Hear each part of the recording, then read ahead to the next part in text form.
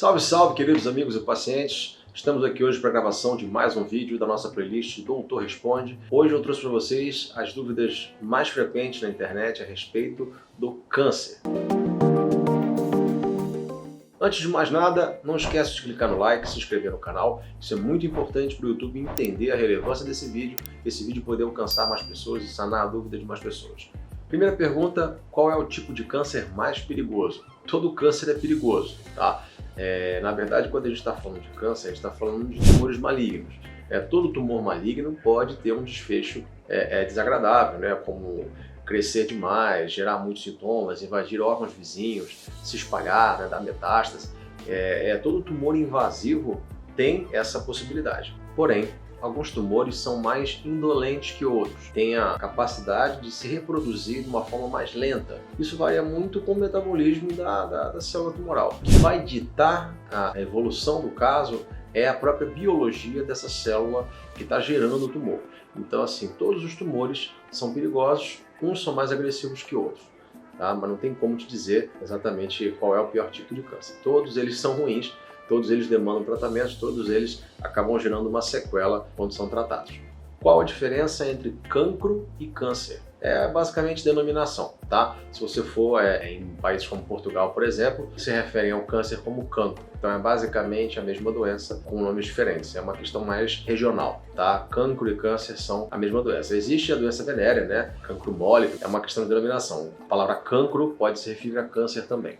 O que faz surgir o câncer? Quando a gente está falando, né, de fatores que levam ao desencadeamento de um câncer, é importante a gente sempre lembrar que o câncer normalmente é o resultado do acúmulo de mutações no DNA da célula. E o que causam essas mutações? Aí existe a possibilidade da pessoa já nascer com essa mutação, já carregar essa mutação dentro da sua genética, dentro do seu DNA, né, que são os casos hereditários, que correspondem entre 10% e 15% de todos os casos de câncer do mundo. E existem os casos esporádicos, que a gente chama de mutações esporádicas, são pessoas que nasceram com a genética normal e vieram a desenvolver essa mutação ao longo da vida devido a estarem expostas a fatores de risco diferentes. Isso pode ser tabagismo, obesidade, exposição à radiação, carne vermelha, entre outros, ok? Então o que faz surgir o câncer é o acúmulo de mutações no DNA da célula.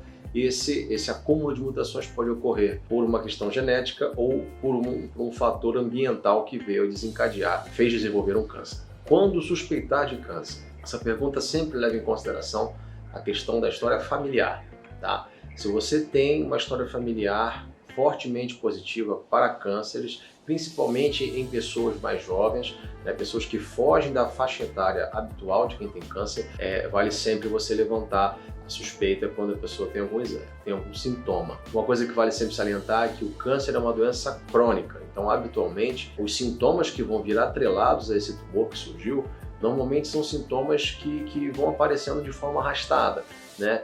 Dificilmente a pessoa vai abrir o quadro de uma forma aguda por conta de um câncer, tá? O câncer ele vai se instalando aos pouquinhos e acaba gerando sintomas, né, que vão ganhando proporção com o passar do tempo. Então, como os sintomas são frequentes, né, nos pacientes que têm câncer, tá? Então, fiquem atentos à perda de peso sem intenção, né, no caso, aquela perda de peso involuntária.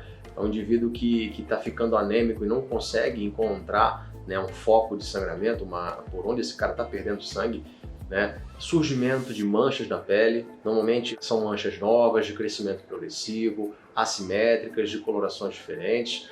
Surgimento de caroços, tá? Normalmente são massas mesmo, são lesões de consistência mais endurecida, muitas vezes elas estão fortemente aderidas aos tecidos, né? Elas não são tão móveis assim. Então ficar atento a qualquer coisa que tenha uma evolução com maior cronicidade e principalmente em pessoas que têm histórico familiar fortemente positivo. Quando o câncer começa a doer, isso também é relativo, tá? Habitualmente o câncer não dói.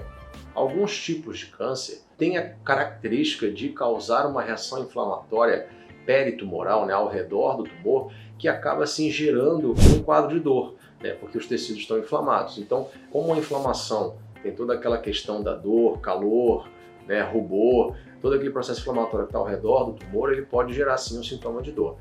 Mas a questão da dor relacionada ao câncer vai depender também da localização, né, onde esse tumor surgiu. Se esse tumor for um tumor ósseo que está muito próximo de um nervo que está saindo da coluna, ele pode apertar esse nervo e causar dor. Então tem como te precisar quando vai começar a doer um tumor. Depende da localização, depende da agressividade, depende do tamanho, né, se ele está comprimindo alguma estrutura, se ele está impedindo algum órgão de exercer sua função.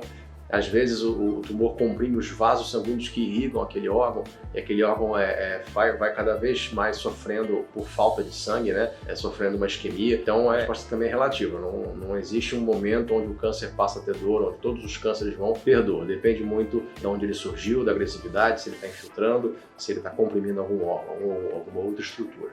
Qual é o pior órgão para ter câncer? Bom, vale lembrar que nunca é bom ter câncer, tá? Mas como eu tinha falado na outra pergunta, alguns tipos de tumor têm uma tendência de ter um comportamento menos agressivo que outros. Então, como diria um professor meu, se eu pudesse escolher um câncer para ter, eu escolheria um papilífero de tireoide, que é um tumor que tem um comportamento mais indolente, ele é mais tranquilo de tratar, é um tumor que não costuma abrir o quadro com metástases e tudo mais. Porém, os piores tipos de tumor, na verdade, são aqueles tumores que têm um comportamento muito agressivo, né?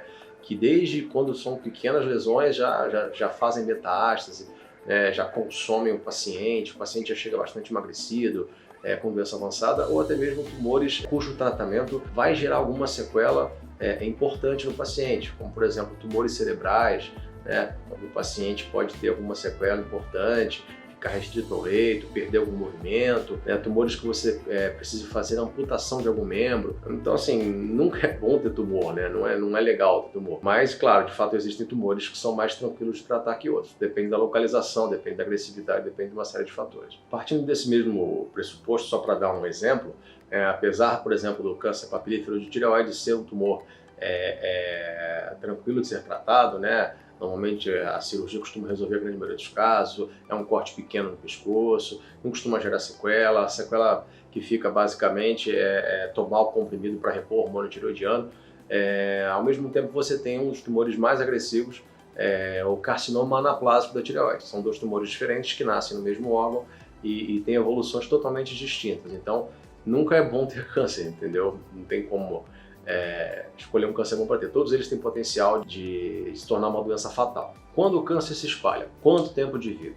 Isso aí só Deus sabe, tá? A gente faz algumas estimativas, mas assim, não existe uma matemática que a gente faça no consultório. A gente consegue até utilizar algumas escalas, né, para poder ter uma noção de prognóstico, né, de quanto tempo aquele doente vai sobreviver sem o tratamento. Mas não existe uma previsão. Muitas vezes o tumor, apesar de ser metastático, ele é oligossintomático, ele gera poucos sintomas.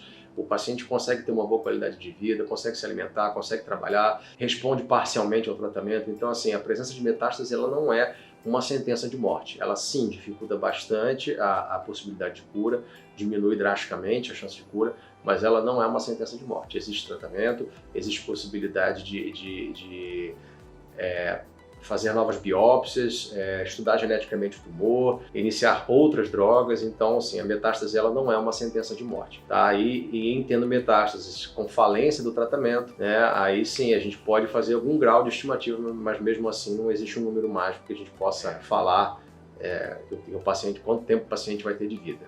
Por que o câncer não tem cura? Mentira! O câncer tem cura. Basta ser diagnosticado nas fases mais iniciais. Até mesmo as fases mais avançadas podem ter cura também. Aí vale a importância de ser atendido por um especialista que sabe prever, né, como vai ser o desfecho da doença, que sabe complementar, quando é o momento ideal para complementar os tratamentos. Mas o câncer sim tem cura, o foco ele tem que ser sempre na questão do rastreamento e prevenção, né, das lesões que podem se tornar câncer em algum momento. E claro, procurar sempre um especialista, um cirurgião oncológico ou determinadas áreas, né, com seus cirurgiões específicos, para poder tratar a doença da melhor forma possível e poder agregar uma boa resposta ao tratamento. Como eliminar o câncer? Como eu falei na outra pergunta, importância sempre rastreamento, prevenção. Claro que nem todo tipo de câncer é passível de rastreamento, nem todo tipo de câncer é passível de prevenção, mas os cânceres mais comuns, os tumores mais comuns têm essa possibilidade. Colo de útero, colo retal, próstata. Então vale a pena a identificação das populações de risco, né, e a realização dos exames de rastreamento, e quem já é uma população suscetível fazer sempre a prevenção. Agora, falando de eliminação do câncer já estabelecido, tratando da forma correta. Então cada tumor vai ter sua forma de tratar, uns começam com cirurgia, outros começam com quimio-radioterapia, depois cirurgia. Enfim, é importante você procurar um especialista, procurar um médico que saiba tratar aquele tumor, que tenha conhecimento, que tenha uma equipe por trás ali que possa ajudar na complementação desse tratamento.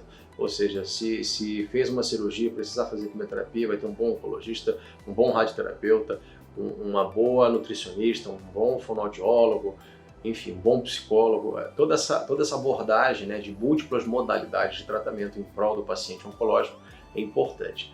Então a questão não é só erradicar o tumor, é dar todo o suporte possível para o paciente que tem câncer. Esse foi mais um vídeo da nossa playlist Doutor Responde, espero que tenham gostado. Não esquece de se inscrever no canal, clicar no like, compartilhar com a sua família, para esse vídeo poder alcançar mais pessoas. Muito obrigado e até o próximo.